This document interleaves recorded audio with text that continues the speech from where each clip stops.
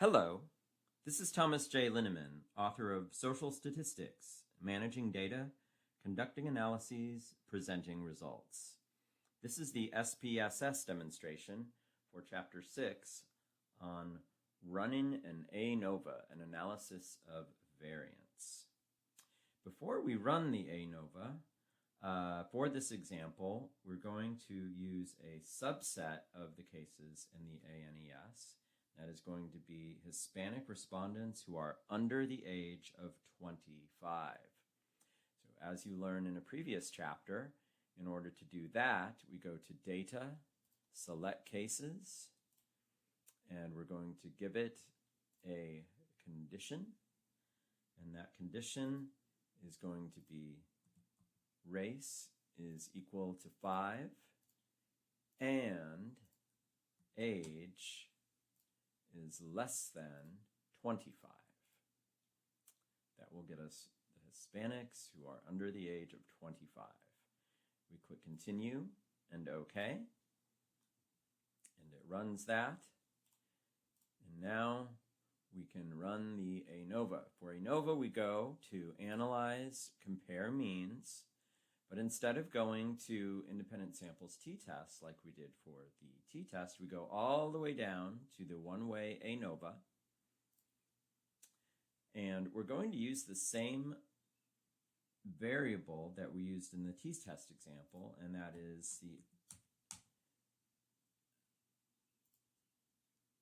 Immigration Attitude Index, XY IM@ index.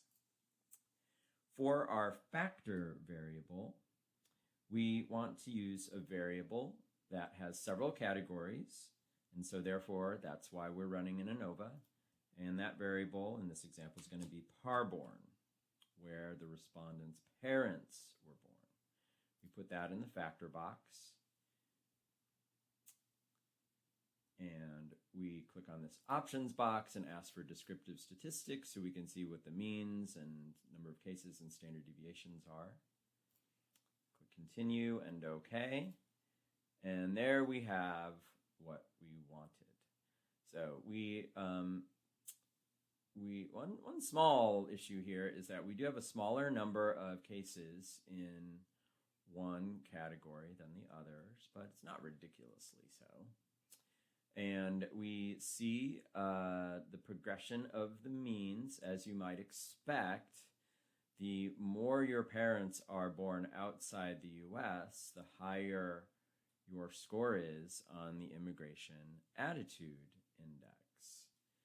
And are those means different enough to be able to say in the population there is a difference? And according to the ANOVA, we look right over here to the far right. Here is our exact significance level for the ANOVA. And we do see that just enough, we get our p-value below 0.05. So therefore, we can conclude that these groups differ in the population. Now, one thing I want to point out is the way ANOVA works is that it's comparing all the means, but look at how close these means are. So we have a mean of 12 and a mean of 12.21. So the group that's really causing the difference is this one here, the mean of 9.87. So always keep that in mind when you're running an ANOVA and look at the groups, look at the means, and see what the mean differences actually are. But running the ANOVA itself is very simple, very similar to running a t-test, and that is the end of this SPSS demonstration.